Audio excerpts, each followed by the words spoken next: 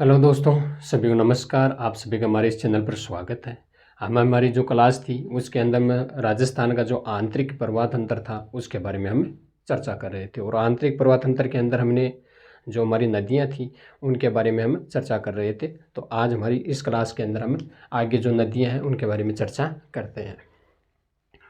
तो हेडिंग लगाइए, नदी का नाम लगाइए आप, काकनी नदी। कौन सी नदी? काकनी नदी। नदी का नाम है जी काकनी नदी। काकनी नदी के बारे में हम चर्चा करेंगे आज।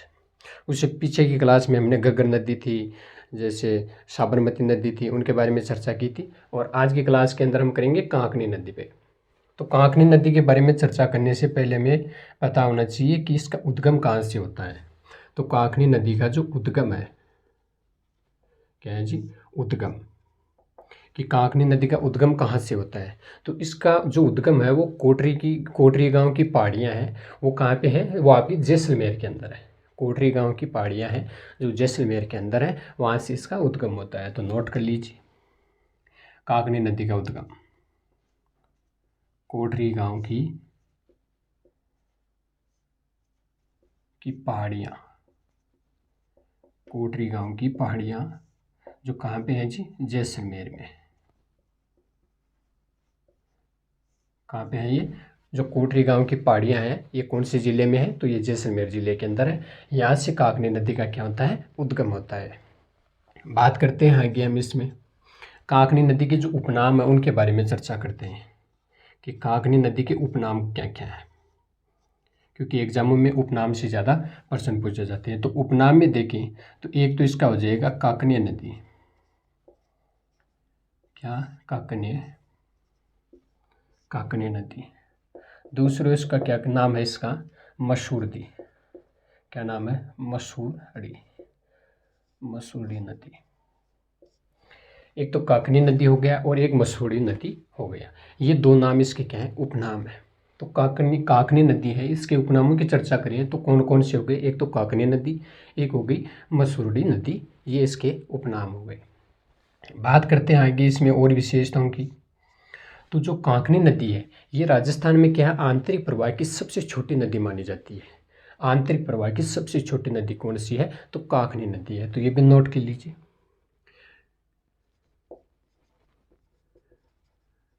राजस्थान की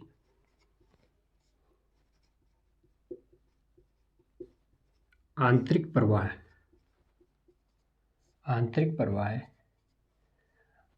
आंतरिक जल प्रवाह लिखो, आंतरिक जल प्रवाह की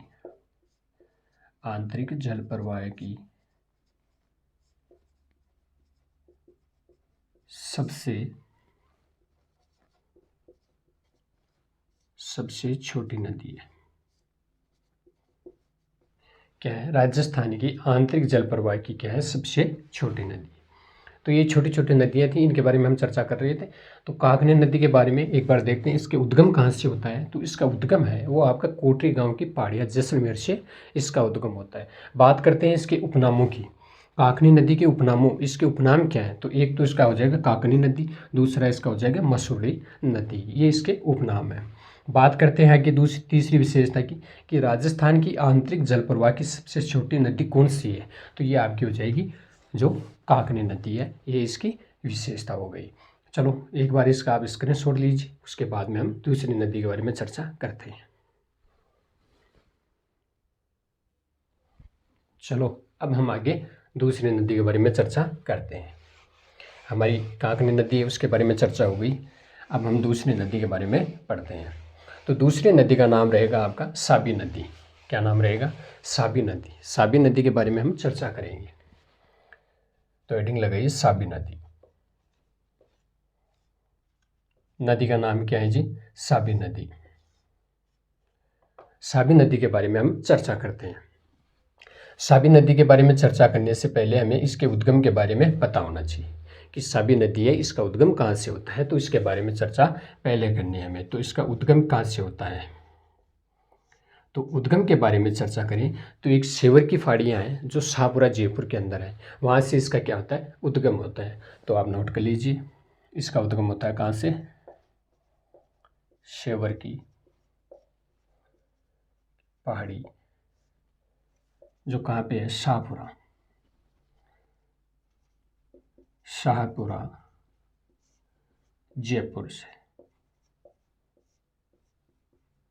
उद्गम कहाँ से होता है, साबी नदी का उद्गम की बात करें तो सेवर की पहाड़ी है, वो कहाँ पे, शाहपुरा के अंदर, जो जयपुर के अंदर है। यहाँ से इसका क्या होता है जी, उद्गम होता है। चलो जी, बात इतनी हो गई। बात करते हैं हम इसके लंबाई की, कि साबी नदी है, इसकी लंबाई कितनी है। तो लंबाई की बात करें तो इसकी लंबाई है वो 185 किलोमीटर है। कितनी है, 185 किलोमीटर है वो साबी नदी की क्या है जी, लंबाई है। साबी नदी की लंबाई पूछ ली जाए तो कितनी लंबाई है इसकी, 185 किलोमीटर इसकी क्या होगी, लंबाई होगी। उद्गम की बात करें तो इसके उद्गम है वो सेवर की पहाड़ी शाहपुरा जयपुर से इसका क्या होता है, उद्गम होता है। चलो जी, आगे बात करते हैं। साबी नदी है, इसके किनारे एक सभ्यता का विकास हुआ है। उस सभ्यता का नाम क्या है, तो उस सभ्यता का नाम है जोधपुरा सभ्यता। तो साबी नदी के किनारे सभ्यता के बारे में चर्चा करते हैं। सभ्यता का विकास, तो सभ्यता के विकास के बारे में चर्चा करें तो सभ्यता के विकास में एक सभ्यता का विकास हुआ, उसका नाम है जोधपुरा सभ्यता। क्या नाम है, जोधपुरा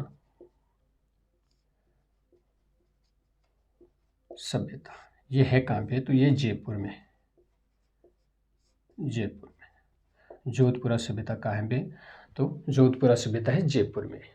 प्रश्न बन जाए कि जोधपुरा सभ्यता का विकास कौन सी नदी के किनारे हुआ है, तो साबी नदी के किनारे जोधपुरा सभ्यता का विकास हुआ है। जोधपुरा सभ्यता है कहाँ पे, तो ये जयपुर के अंदर है। बात करते हैं इसकी सहायक नदी। साबी नदी है, इसकी एक सहायक नदी है, उसका नाम है सोटा। क्या नाम है, सोटा। तो वो भी लिख लीजिए, साबी नदी की सहायक नदी, साबी नदी की सहायक नदी। सहायक नदी के बारे में चर्चा करें तो उसका नाम होता है सोटा। क्या नाम है, सोटा नदी। क्या नाम हो गया, सोटा नदी है वो इसकी सहायक नदी है जी। सभ्यता की बात की तो जोधपुरा सभ्यता जयपुर में। लंबाई की बात की 185 किलोमीटर है। उद्गम की बात की सेवर की पहाड़ी शाहपुरा जयपुर से हो गया। बात करते हैं और विशेषताओं में इसमें। तो साबी नदी क्या है, ये मुगल काल के अंदर क्या थी, अपनी विनाश लीला के लिए क्या थी, प्रसिद्ध थी। क्यों थी, क्योंकि अकबर ने इस नदी पे कई बार पुल बनवाने का क्या किया, प्रयास किया था, लेकिन वो हर बार भी क्या रहा था, उसमें असफल रहा था। इसलिए क्या है, विनाश लीला के लिए प्रसिद्ध है। तो ये भी नोट कर लीजिए कि मुगल काल में, मुगल काल में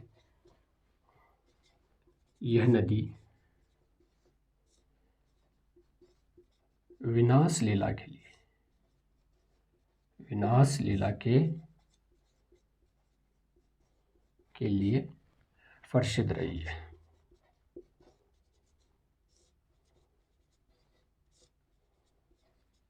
क्यों रही है, इसका कारण भी यही है, क्योंकि ये जो हमारे अकबर थे उन्होंने इस नदी पे क्या बनवाना चाहे, पुल बनवाना चाहा था, लेकिन जितनी बार भी इसने पुल बनवाने की चाहत रखी उसमें हर बार वो क्या रहा, असफल रहा। उस कारण इसको नदी को क्या कहते हैं, मुगल काल में विनाश लीला के लिए प्रसिद्ध माना जाता है। अब क्यों रहा, तो इसका कारण भी लिख सकते हो आप। अकबर ने इस नदी पर, अकबर ने इस नदी पर कई बार पुल बनवाने का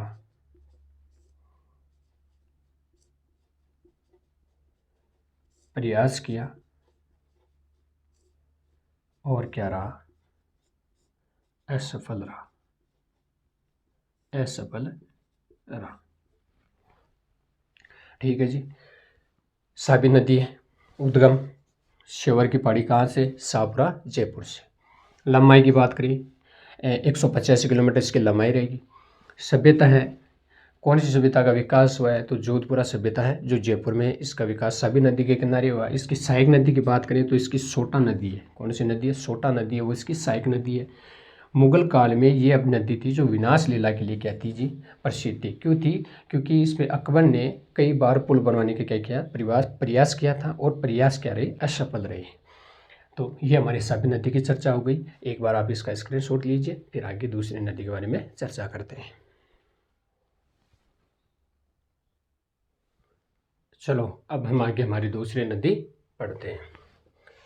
अब हमारे साबी नदी के बाद में दूसरी नदी रहेगी आपकी रूपारेल नदी। कौन सी रहेगी?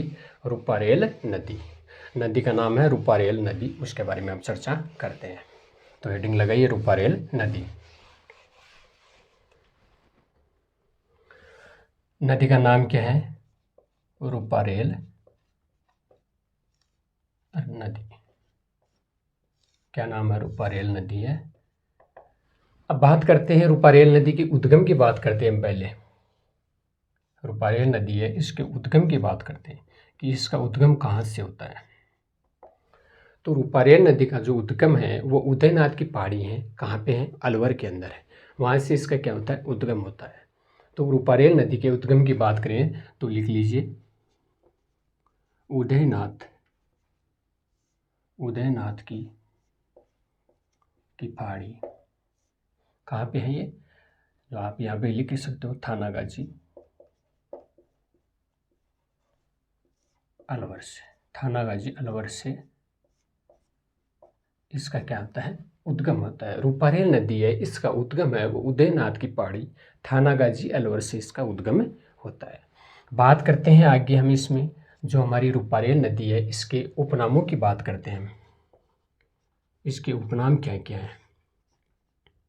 उपनामों की चर्चा करें तो इसके दो उपनाम है। एक तो है आपका वाराह नदी और एक हो जाएगा लसवाड़ी नदी। क्या हो जाएगा? पहला लिख लीजिए इसमें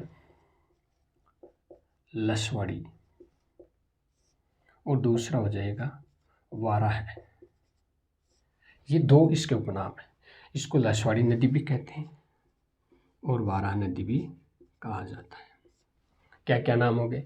लसवाड़ी नदी और वाराह नदी इसके क्या है जी? उपनाम है। उद्गम की बात करें तो उदयनाथ की पहाड़ी थानागाजी अलवर से इसका उद्गम होता है। अब आगे इसकी विशेषता में और चर्चा करें तो जो आपकी इस रूपारेल नदी है ये दो जिलों में बहती है। एक तो आपके अलवर में और एक भरतपुर के अंदर है। तो ये भी नोट कर लीजिए। रूपारेल नदी है जो दो जिलों में प्रवाहित होती है, दो जिलों में बहती है। ऐसे लिख लो आप, बहती है। कौन कौन से जिले हैं? एक तो आपका हो जाएगा अलवर, दूसरा जिला आपका हो जाएगा भरतपुर। इन दो जिलों में ये नदी प्रवाहित होती है। इतनी बात समझ में आ गई होगी कि जो रूपारेल नदी है वो कितने जिलों में बहती है? तो दो जिलों में बहती है। दो जिले कौन कौन से हैं? एक तो अलवर हो जाएगा और एक भरतपुर हो जाएगा। उपनामों की चर्चा करें तो लसवाड़ी नदी और वाराह नदी इसके उपनाम है। बात करते हैं उद्गम की, तो उद्गम है इसका उदयनाथ की पहाड़ी जो थानागाजी अलवर में है, वहाँ से इसका उद्गम होता है। अब आगे बात करते हैं हम जो हमारी रूपारेल नदी है इस पे बांध बनाया गया है एक, उस बांध का नाम है सीकरी बांध। तो वो भी नोट कर लीजिए। रूपारेल नदी पर बांध, बांध का नाम क्या है जी? बांध का नाम है सीकरी बांध। क्या नाम है? सीकरी बांध। सिक्कर के नाम से आप इसको याद रख सकते हो। सिक्कर, ये की मात्रा हटा देंगे तो सिक्कर है, सिक्कर से सीकरी। सीकरी बांध कौन सी नदी पे है? रूपारेल नदी पे है। ये है कहाँ पे भी? तो ये आपका भरतपुर में है। सीकरी बांध है, ये कहाँ पे है? तो ये भरतपुर के अंदर है। अब बात करते हैं जो सीकरी बांध है, इस बांध से भरतपुर के अंदर एक मोती झील है। सीकरी बांध से मोती झील, झील को जल की क्या होती है जी? आपूर्ति होती है। प्रश्न बन जाए कि मोती झील को जल की आपूर्ति कौन से बांध से होती है? तो सीकरी बांध से होती है। कहाँ पे है? तो भरतपुर में। मोती झील कहाँ है? तो मोती झील भी भरतपुर के अंदर है। तो सीकरी बांध से मोती झील को जल की आपूर्ति होती है। बात करें मोती झील की विशेषता की, तो मोती झील को क्या कहते हैं? तो मोती झील की विशेषता में देखें तो इसको क्या कहते हैं? भरतपुर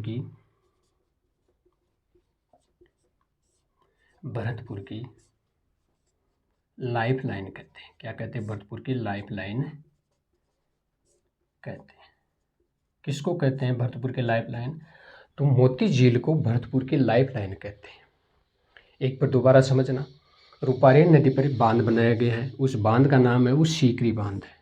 सीकरी बांध बनाया कहाँ पे गया है, तो ये भरतपुर के अंदर बनाया गया है। सीकरी बांध से मोती झील, क्या नाम है, मोती झील। सीकरी बांध से मोती झील को जल की क्या होती है जी, आपूर्ति होती है।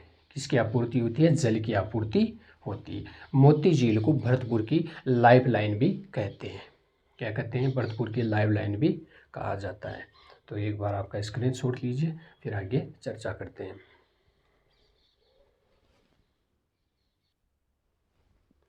अब हम हमारी जो आगे की नदी है दूसरी, उस नदी के बारे में चर्चा करेंगे।